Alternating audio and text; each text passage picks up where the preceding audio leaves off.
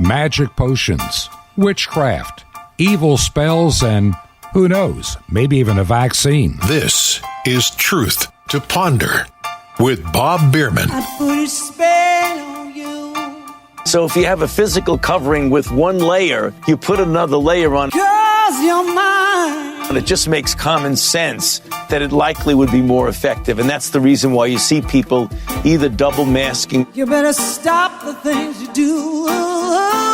Conjure you! By that which you profess, however you come to know it. Tell you, I ain't lying. I ain't lying. By the pricking of my thumbs, something wicked this way comes. How now, you secret black and midnight hags? What is to do? A deed without your name. I am optimistic that one of the vaccine efforts will give us vaccines in the next 18 months. And we'll make sure that it's produced in volume and that it's accessible to everyone in the world. That's how we're going to end this pandemic. Liver of blaspheming Jew, gall of goat and slips of you. I conjure you! By that which you profess, however you come to know it. Answer me to what I ask you. Cool it with a baboon's blood. Then the charm is firm and good. Vaccines are safe and effective. And I believe as you see your neighbor, your husband, your wife, your son, your daughter getting it, that you will be much more inclined to get it. Listen to Dr. Fauci. Listen to the scientists who developed these vaccines and the extensive and rigorous review they went through. I did. I took my shots publicly to demonstrate to the American people that it's safe and effective. Boil thou first in the charmed pot. Eye of newt, toe of frog, wool of bat, and tongue of dog. So I guess it was Saturday morning that I got up, and I'm checking my email and a few other things, doing a little bit of research online to get ready for this program. And I'm looking, I don't normally do a whole lot of research on Google. I like to look at it to see what they're thinking. And there on Google, you got the GLE thing. They got the letters. And they always make like little cartoons for certain purposes. And the letters are always doing something. In this case, every letter is wearing a magic face mask, and they're all getting their COVID-19 shots. Yep, the little letters are jumping up and down with joy that they're getting injected with a COVID-19 vaccine. I guess they can now have their life back. They can get some of the freedom back that was taken away over the past year in the name of a pandemic. And I'm looking at this stupid little cartoon thing from Google, and I'm realizing just how manipulated everything in terms of our news and media actually are. What's even scarier are the number of people that without questioning, without thinking for themselves, buy into everything that we're being told. Now today, when I was doing some research for the program, someone had shared with me, and I'd kind of forgotten about it, even though I've studied Scripture. You sometimes forget a lot of things you've learned, especially if you don't use some of that material on a day-to-day basis. And the word involved from the Scripture is the word sorcery. The word often translated into English that we use the word sorcery. And so I'm thinking about this pandemic. I am thinking about much of what has been told to us over these months. And then I'm thinking about the root word that was translated in the Bible as the word sorcery. And it kind of got me thinking a little bit. The word is pharmakia. Now, I know a lot of people would argue that, well, the root word of something from a long time ago may not fully mean that anymore. Fine. You can, if you want to excuse it away that way, that's great. But the root of that word, pharmakia, depending upon which professor you may have had in training, is the root word for pharmacy. And understand, and I'm not saying this about all medications, I think you know me better than that, but there are some of the things that I see coming out today from these pharmaceutical companies. And I'm not going to go too far down this rabbit path, but just kind of bear with me for a moment. There are a lot of new drugs introduced every year to cure some kind of an illness, ailment, or problem within our world. I know that modern medicine has done a great job in eradicating many illnesses, but they also, in my opinion, have created for themselves customers and not cures in many of the things that they sell you a prescription drug to have. Now, you may have some opinions on medications. I do too. There's some that I don't care what a doctor tells me, I'm not going to take it because I understand the risk of some of these medications that are out there. I'm also fully aware, I'm fully aware that in some cases I'm more worried about the side effect than what this medication is supposed to cure. When we first started hearing the term last year, we need to have a vaccine. Now, if you listen to the opening segment there, you heard good old Bill Gates talking about, well, maybe in 18 months, I'm confident that one of these, these concoctions will work, which means he was saying that last year, about a year ago, that we wouldn't even have anything right now.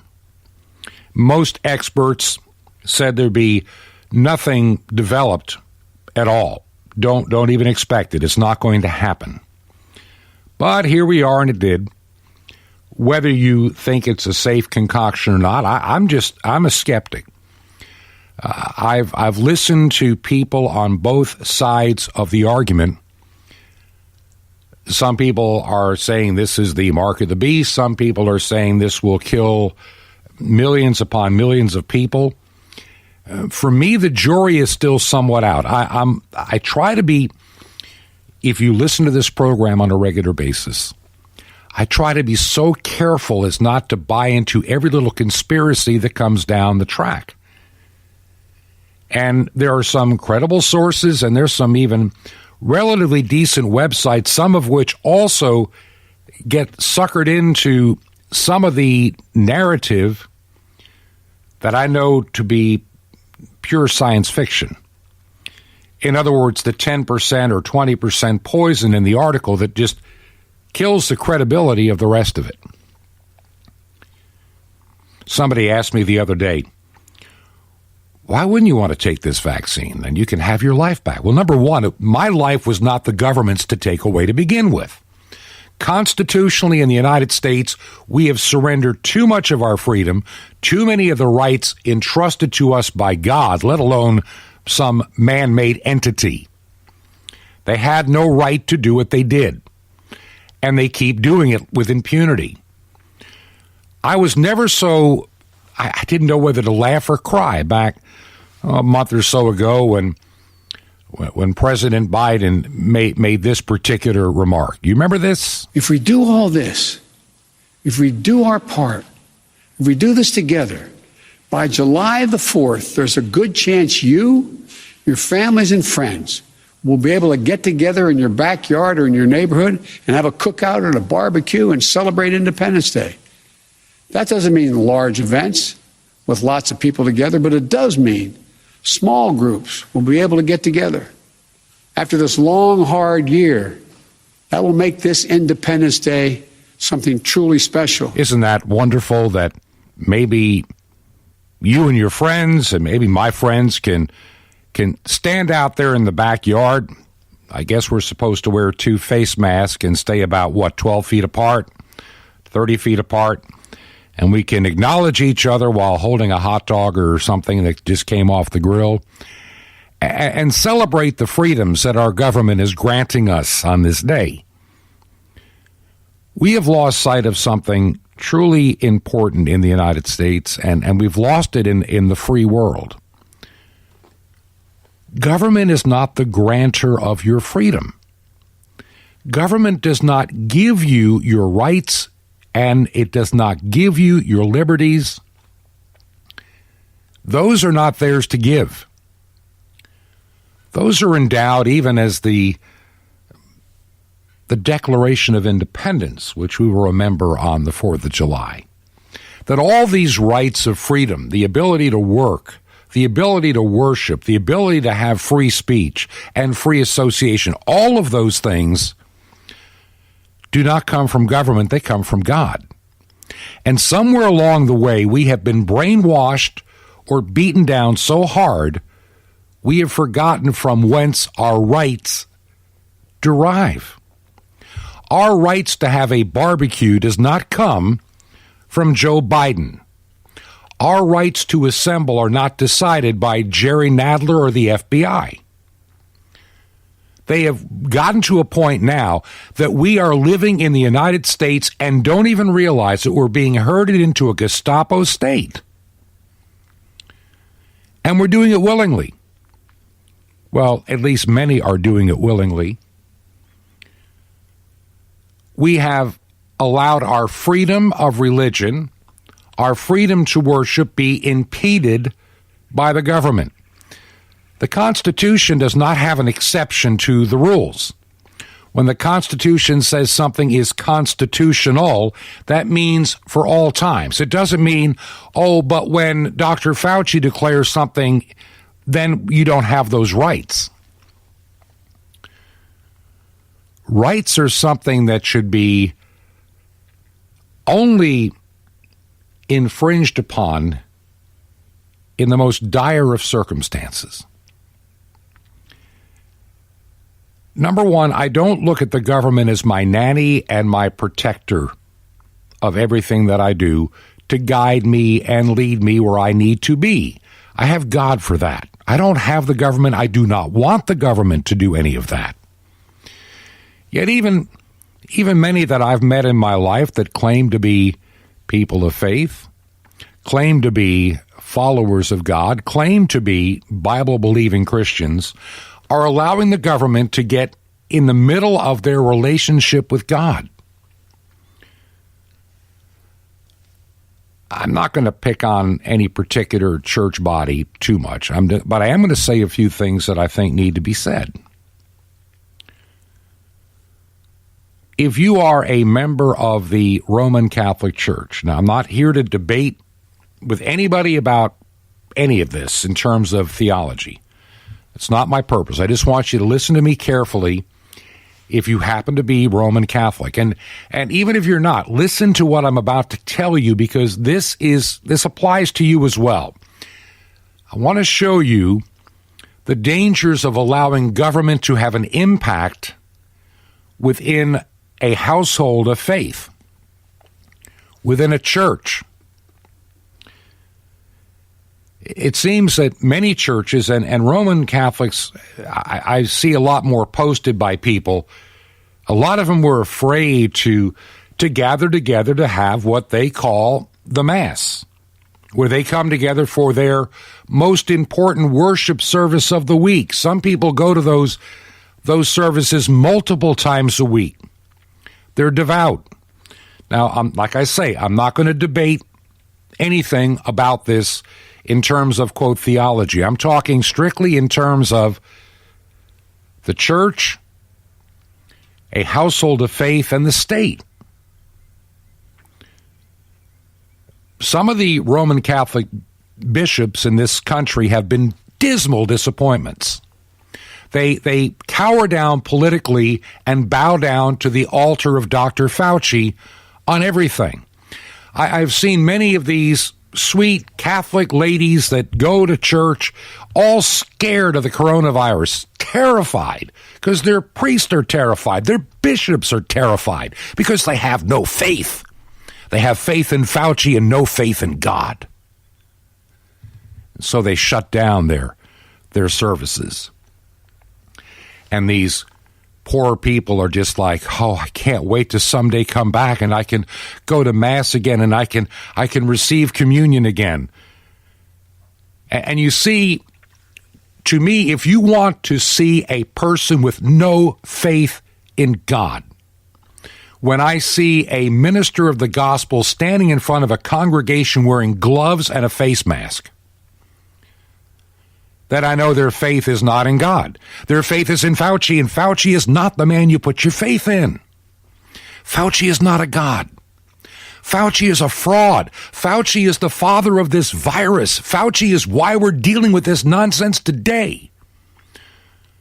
If anybody should be fired and potentially prosecuted to the full extent of the law, it's Dr. Fraud Fauci, the father of the virus.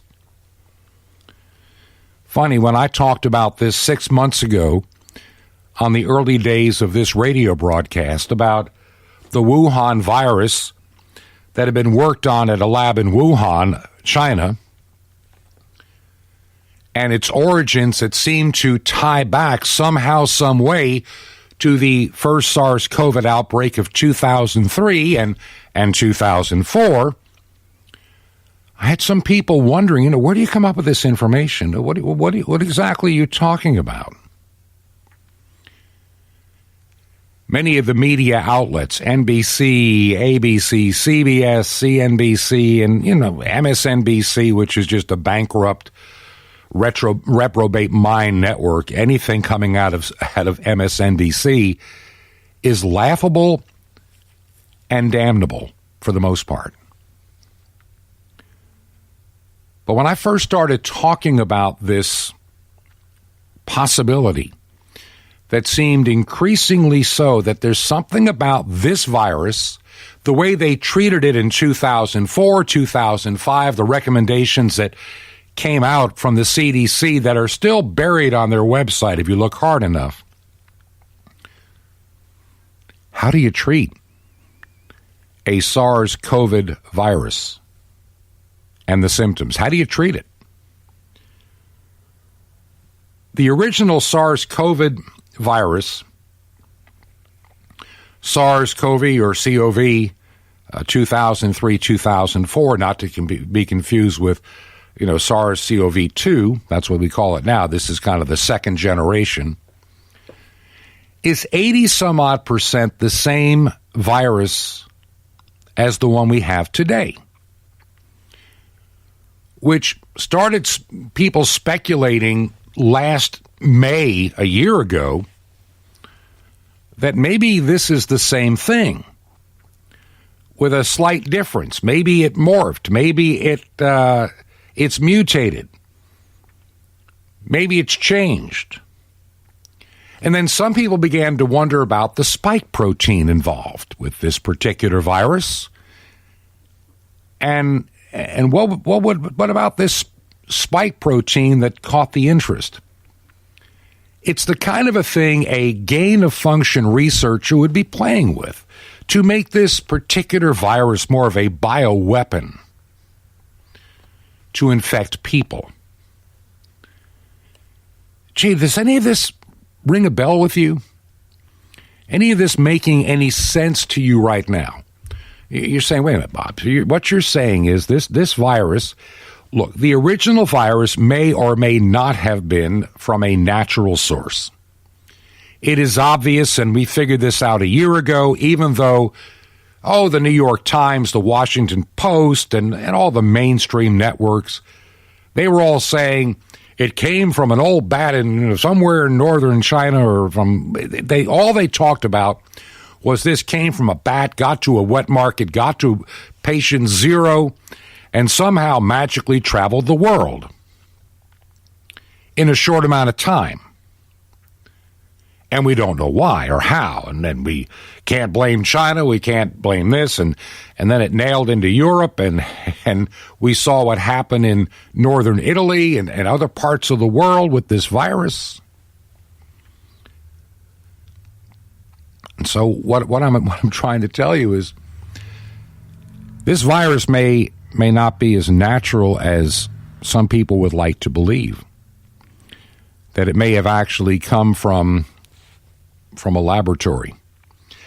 And here's what we know as of today, and I want you to just file this away, because over time I'm seeing certain media outlets are beginning to share what I have been sharing with you, and they're kind of spooning it out one little piece at a time. The bottom line is this virus came from somewhere. It could very likely be the SARS-CoV 2003-2004 virus, isolated and then played with in the United States in a laboratory funded by the National Institute of Health. Who is running that thing? Oh, that's right, Dr. Fauci. That's his place. In 2014, the law changed. And the idea of gain of function studies were forbidden in the United States. We no longer could do these bioweapon kind of studies in the United States. And so what do we do? The virus was packed up along with some money and shipped off to another laboratory in a country that allowed it. Just so happened to be a level 4 biolab in Wuhan, China. And they'll try to tell you that that's just merely a coincidence and the two have nothing to do with each other.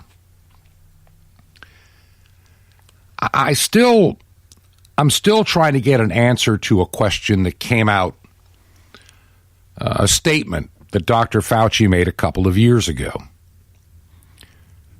And it just kind of went over most people's heads. The media didn't think twice about it. You know, we don't really dwell on this stuff. And this is before he became the media darling and superstar on many of the networks, Dr. Fauci. But he had put out a warning that somewhere before the end of the Trump administration's first term, that it was really, really likely that he would face a global pandemic. And it just so happened that, coincidentally, in 2019, plans were made up to have a pandemic kind of tabletop exercise in conjunction with the fine folks at Johns Hopkins University.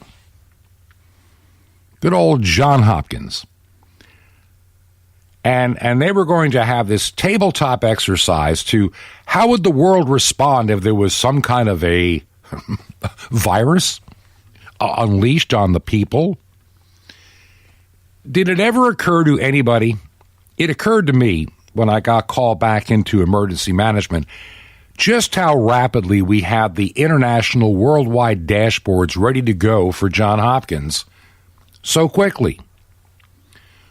All the work of event, whatever it was in October, the number just escapes me, event 201 in October of last year, actually of 2 years ago now, 2019.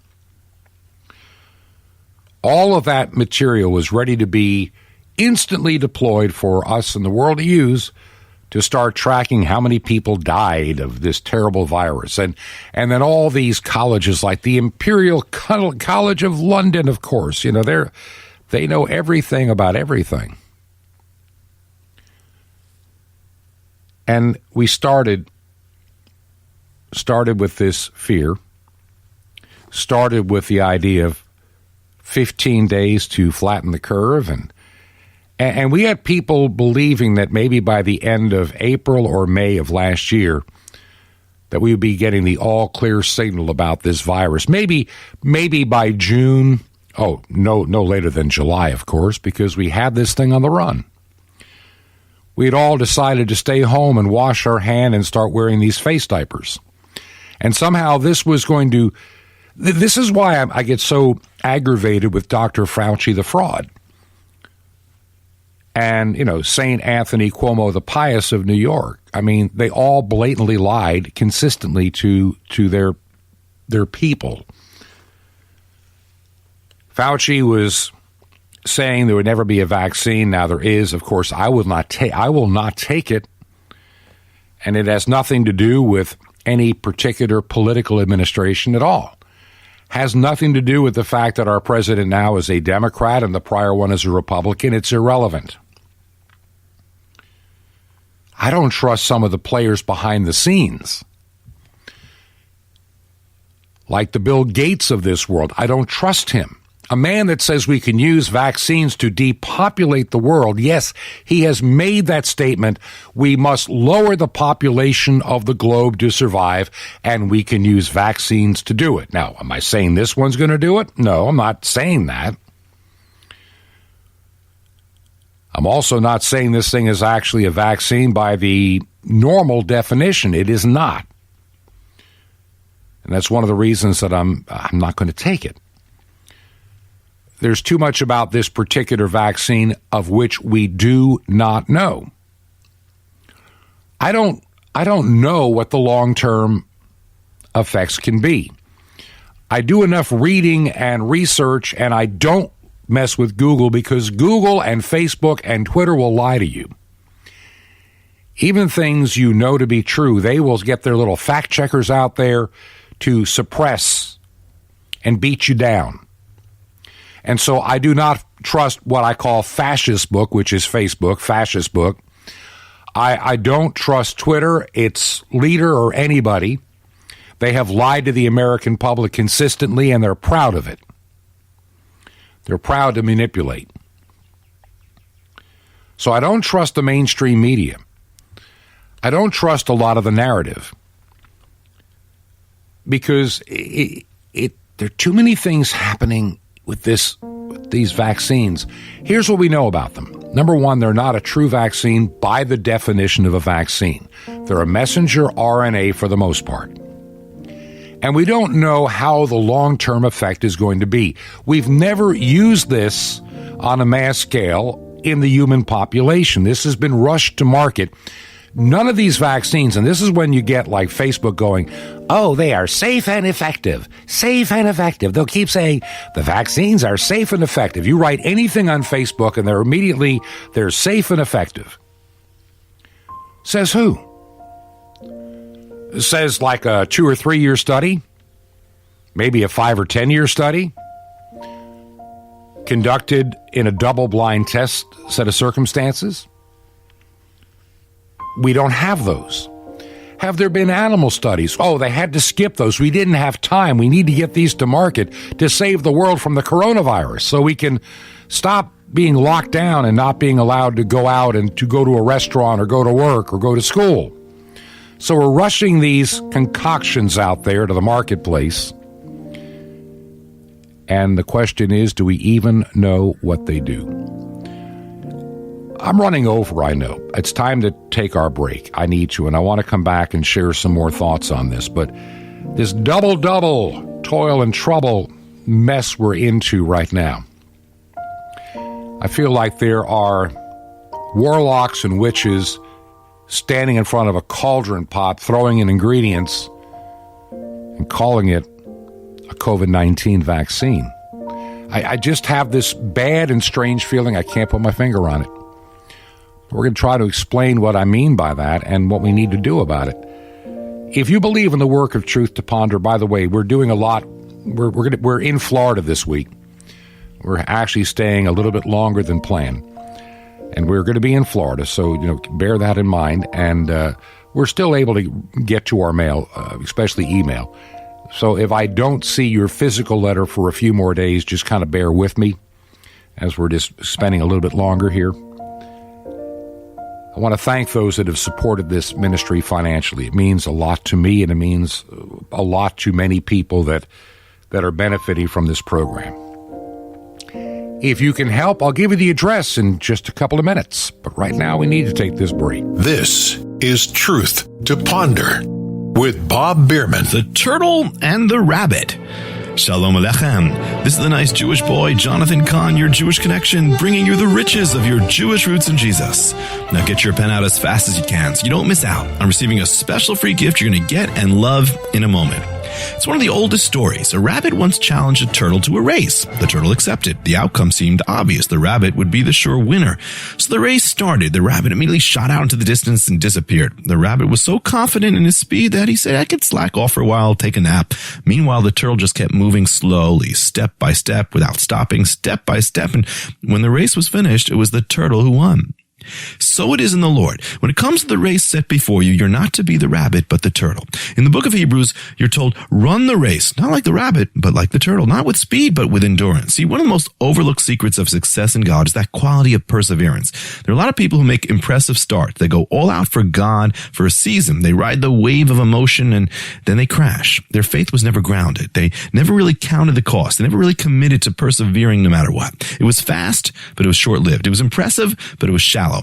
If you want to win the race, you have to be like the turtle. Run the race set before you with endurance, with perseverance, with resolve. Count the cost and commit yourself to following, come what may, opposition, discouragement, mess-ups, whatever. Learn to be consistent. Learn to be faithful daily in prayer, in the word, in righteousness, in fellowship, step by step. Be consistent, strong and steady, day in and day out, in season, out of season, step by step, when you feel like it, when you don't, step by step. And step by step, in due time, you'll win the good race. Want more? Ask for perseverance. Now, the free gift for you, from the sands of Judea to the wings of the cherubim, the awesome long-hidden mystery now revealed, the mystery of the temple doors. You'll love it. And Sapphire is guaranteed to bless your socks off. Guaranteed. So how do you get all these free gifts? Easy. Just remember Jesus' real Hebrew name, Yeshua, and dial it. That's all you do. Just dial 1-800-YESHUA-1. But call now, 1-800-YESHUA-1. I invite you to minister with me, together bringing salvation to God's chosen people, Israel, and the unreached peoples of all nations on 5 continents with over 1 billion people. Just call now, 1-800-YESHUA-1. That's YESHUA-1. Or write me direct, The Nice Jewish Boy, at Box 1111, Lodi, Lodi, New Jersey, and the zip 07644. It's The Nice Jewish Boy. It's Box 1111. It's Lodi, Lodi, New Jersey, and the zip 07644. Well, listen, till next time, this is Jonathan Kahn saying Shalom Aleichem. Peace be to you, my friend in Messiah, Sar Chaim, the Prince of Life. This is Truth to Ponder with Bob Bierman. And welcome back to part 2 of the Monday edition of Truth to Ponder. I'm your host, Bob Bierman, and I'm glad that so many of you do take the time to listen either as a podcast or very importantly, by international shortwave radio. Now, in just a moment, got a few things to share on that front, and I have a lot more I want to get into in thinking about what the Bible has to say about much of the things that are going on in our world today. And I think we need to spend that time in God's Word in a few minutes. I think you might be surprised at what you hear. If you believe in the work of Truth to Ponder, why not consider helping us financially? Right now, we are heard on international shortwave, primarily on 2 radio stations. One is WRMI, and we're on several frequencies a day, generally speaking. Wednesday, just 2 times in the afternoon, but Monday and Tuesday several times, and Thursday and Friday, I think we're on in the afternoon, then again at night. And on KVOH, which is out of Los Angeles, covering back toward the east on a frequency of 9975 kilohertz. We are on the air every night, 11 p.m. Eastern Time, 8 p.m. Pacific Time. And I'd like to hear from those that might be listening to KVOH. All the funds currently being raised are used for one thing, and that is just to keep the program on international shortwave. And the audience is growing, and I believe we need to keep this line of communication open in the days and the months and the years ahead. And I think it's vital. I think it's vital for a number of reasons, the least of which being you cannot trust the tech tyrants who want to control the information you are allowed to read, see, hear, or even are allowed to believe. When I started the program today, I talked about the Google words. You know, the Google word, if you go to Google, you always have the word Google, and sometimes they have some kind of a special little cartoonish thing made out of their letters. And on Saturday, I looked at it and I'm going, you've got to be kidding. A bunch of happy letters wearing a face mask and getting their COVID-19 injections. Isn't it so special? All we need to do is wear a face mask and get our injections, and somehow we're going to make the world a happier and safer place. I'm telling you, there's more to this story than we're being told. There's a lot of power. There's a lot of things behind the scenes that are very worrisome to me and should be to you. We have been moving into this world economy for a long, long time. All my lifetime, probably, it's become more of a global economy. There are those that would like it to be a one-world government, one-world system. I can remember that from, as my childhood, seeing and reading about and hearing about those kind of things. I never paid much attention to it back in the 70s when I first started out. I'm married, I've got a family, I've got a job, and we weren't thinking too much in terms of a global economy, with only the exception of our dependence upon foreign oil. For the most part, the majority of the cars on the road in the United States were made in America. You had some Volkswagens and a few Japanese cars, maybe a couple of expensive imports from England or Italy. But for the most part, if you owned a car, it was either, and I'm going back to the late 60s, 1970s, either a Ford or a GM, a Chrysler product, or American Motors. Pretty much were the dominant car manufacturers. And you had some Volkswagen dealerships selling their little VW Bugs and little van things. And a couple of other imports. We didn't think about being dependent upon the world for our goods and services. If you bought a toaster, it was probably made in a state like Illinois or Ohio. If you bought a car, it was made in Michigan or Atlanta or some other city in the United States, or over the border in Canada, where they have the corresponding factory for Canadian automobiles from GM and other manufacturers.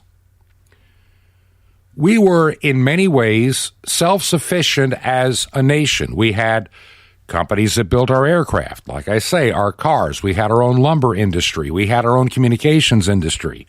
We had our own ability to manufacture. Now, remember, this is the 1960s, 1970s, and 50s. The vacuum tubes that powered our electronics from the 1930s well into the 1970s. We could manufacture those in Pennsylvania or California and a bunch of other locations. Even the transistor, for a long time, made in America. The first integrated circuits to make computers, made in America. But over time, a lot of those industries began to move overseas for cheaper production cost. Happened with the automobile industry for cheaper production cost. And even more fearful to me is how much of our American pharmaceutical industry has gone overseas. I'm going to get to those people in just a moment. So coming up when I didn't worry about, quote, the world economy.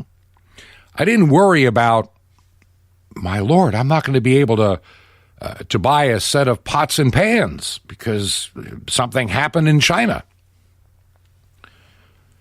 Back in 1971, I didn't think about buying anything from China. Nobody was buying anything from China. They weren't selling anything to us from China in 1971. Just wasn't happening.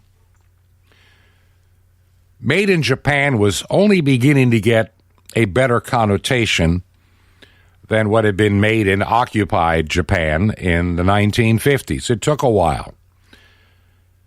Japanese are very, very good in building things. But after the Second World War, it took a long time to rebuild their economy and their ability of production. So it took a while before made in Japan actually meant some quality behind the work. So we really didn't notice this shift to a global economy in the 1970s. The only thing that directly impacted us a couple of times was the oil crisis, when you had a shortage of gasoline. I can remember gasoline rationing, odd and even days depending on your license plate. Remember those days? I'm sure some of you do. Odd and even gas rationing. Limit of 10 gallons, which sounds like a lot today, but if you had an 8-cylinder Chevrolet Impala, that was a 22-gallon gas tank, so you're only allowed to get like less than half a tank of gas at a time. And the long lines. Over the years, the entanglement of the global economy has been growing behind the scenes. Those of us in Canada, the United States, and other places, we've enjoyed the cheaper prices on many of the goods. Stop and think. I want you to stop and think how much you made. If you're my age, how much did you make when you were, let's say, 17 or 18 years old, starting out in a job? Let's say even 20 or 21. Just coming out of college. A lot of jobs out of college, and I know some people, they were paying something like, $300 a week, which sounded like a lot of money back then. And if you had, even if you came out of high school with a tech school background, $250 a week was achievable pretty quick. We would think that laughable today, but minimum wage was $1.85 an hour. Even when I started, $1.65 an hour. So a 40-hour week at minimum wage was something like $70 a week income. I can remember when I took a job, and my friends are making $1.65 an hour working like at grocery stores, packing groceries, taking them out to people's cars in the snow and the ice and the rain and whatever the weather might be. And I had a job sitting in a radio station getting paid $2 an hour. I mean, it's like $80 a week and all the records you could eat. That was pretty much the same back in the day. And I look back now, and you think, how did I survive on that? Well, it suddenly dawned on me. I wasn't paying $1,000 for a mortgage or more like some people do. They're paying anywhere between like $800 and $2,000 a month on a mortgage. Taxes on a house, they weren't $5,000 and $6,000 a year like they are in New York and New Jersey and other states. That's ridiculous. Just highway robbery. What are you getting for that money? You're getting a woke government destroying education and ruining your kids, and you get to pay for it. You get a corrupt government, a corrupt school system, and they just take your money, and as a government, they keep growing themselves and paying themselves mass amounts of money. And then they take so much, they discourage manufacturing in their own states, and they get all mad. Well, why does that company want to move to Mexico or move to Georgia or move to South Carolina? Maybe because you're a little secret. I always get a kick out of these younger people going, we need to raise those corporate taxes on those big evil corporations. Yes, they're big and evil. Tax them more so I get more stuff. I need more stuff. I need free this and free that. So tax the corporations. Just tax them more. I remember somebody pointed out to me, and it's got to be at least, let's see, I'm 66, so it's got to be at least 40 years ago. I heard somebody make a statement, and it resonated the second that I heard it. Corporations do not, will not, and never have paid taxes. And I heard him say that. I mean, what do you mean? Of course they pay taxes. They have a tax rate of, 20-some-odd% or whatever the case is. The guy goes, no. If you think about it and you think it through logically, which is something that most high school students today are not learning. The idea of thinking logically with common sense is a lost art. So let's look at this rationally. I've got a corporation, let's say. Let me just make it up here. I've got a business. And yeah, I make cell phones. I make let's say I'm Apple Corporation. I'm Apple. I make iPhones. Of course, I make them overseas, but I make iPhones. And so to my, college girl person saying we need to tax all these corporations more, those evil big corporations. Okay, so I sell this $1,000 iPhone. And, we make $50 or $60 on that phone. I mean, that's really what it comes down to by the time it gets through everything. All the hands that have to be paid along the way. And, there's some tax on it. Let's say that phone comes out just on the product. Forget the other taxes at the retail level. That's a whole nother ballgame. But let's talk about the corporation tax, okay? So my $1,000 iPhone, you decide that the corporate tax has got to go up, and you raise it. So now the $1,000 iPhone, because we'll lose money without raising the price because of the increase in taxes, the $1,000 iPhone is now $1,085 or $1,050 or $1,100, whatever the increase. And that wonderful college girl is going to be rejoicing that those evil corporations are paying more taxes, but then she's wondering, why did the price of the iPhone go up? Corporations, in essence, do not pay taxes. They are merely middleman tax collectors. They just don't come to your house and demand money. You come to them and give you your money to them, and they set a price based upon the cost of doing business, the cost of the shareholders, the cost of labor, the cost of transportation, and the cost of taxes. So you raise the taxes on, Bob's iPhone company, and I raise the price of the Bob's iPhone. You get it now. Hopefully you understand this. That every time you look for corporations to pay taxes, all you're looking for is raising the price of goods and services to the end user. It's always been that way. If people realized how much they're really paying in taxes hidden in the goods and services that they buy, they might have a different perspective on government than they do. So I want to get back. So we got this understanding now. We live in this world economy, and we are now interdependent. Too many of our goods and services today are made in places like China. And many, many factories in the United States over the past 25 years or so have gradually shut down. I can remember, I'm going to go back in time. There's a place called Coates and Clark. Ever heard of them? If women who have ever done sewing and whatever know who I'm talking about. Back in 1975, when I'm first moving and living in the little town of Toccoa, Georgia, one of the big employers that people loved to go to work for was Coates and Clark. They were on Rose Lane in Toccoa, Georgia. I remember exactly where they are to this day. And back in the 1970s, you would see a parking lot, a massive parking lot full of cars.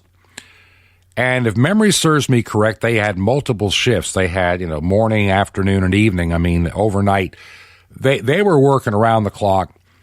There were trucks pulling in and out of that place. There was actually a train track, little thing called the Hartwell Railroad. And the Hartwell Railroad would pick up just all kind of stuff and haul it off to the mainline railroads to take out and ship out to the rest of the country. Coates and Clark was a big endeavor. But over the years, well, the Chinese could do it cheaper. And Coates and Clark had a hard time competing with other companies against Chinese goods. So not long ago, I was driving in Toccoa, Georgia, and you look at that big monstrous factory and the big empty parking lot.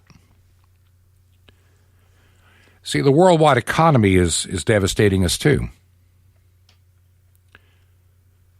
This week, I want to talk about a couple of things, and I really kind of fell far off the field here. Didn't mean to, just as I kept thinking about trying to tee up today and tomorrow and later this week.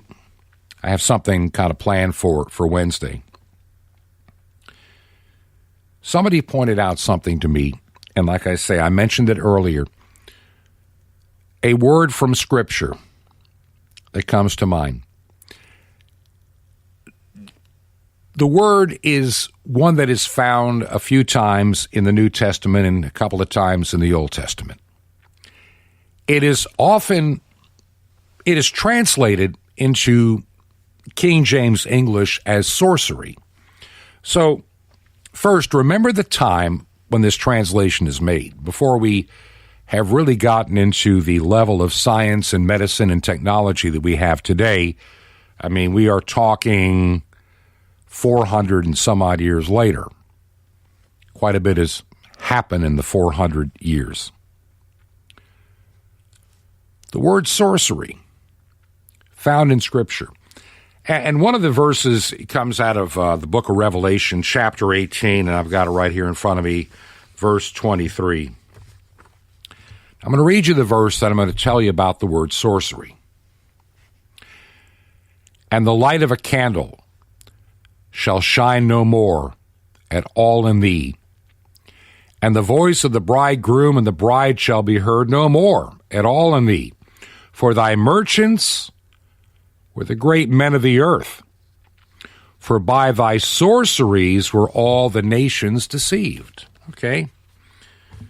Now, you notice I began the program today with a little bit of double toil and trouble kind of stuff.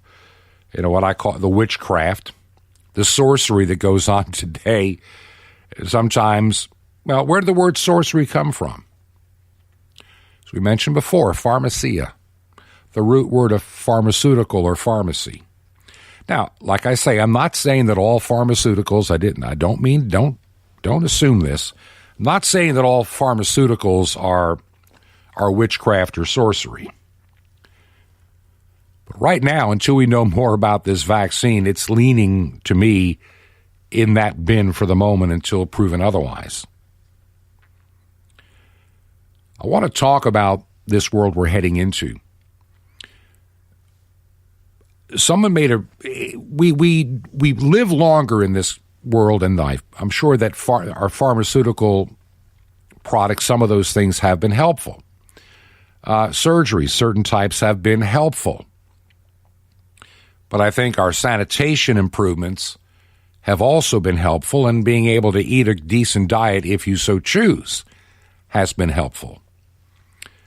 I mentioned on the first half of the program, there's some medications out there that you look at, and after they rattle off all the bad things about it, it makes you wonder, so what is the positive thing about taking these medicines?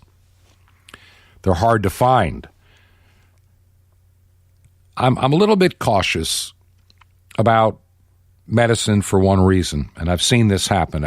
There seems to be this, hey, we've got this medicine to take care of this, but as we're taking care of this, you might need this medicine to take care of that was caused by this. And then when you get that, then you may have the other, which you'll need this medication before. And the next thing you know, you got a big box full of pills every day to take that all started with one pill.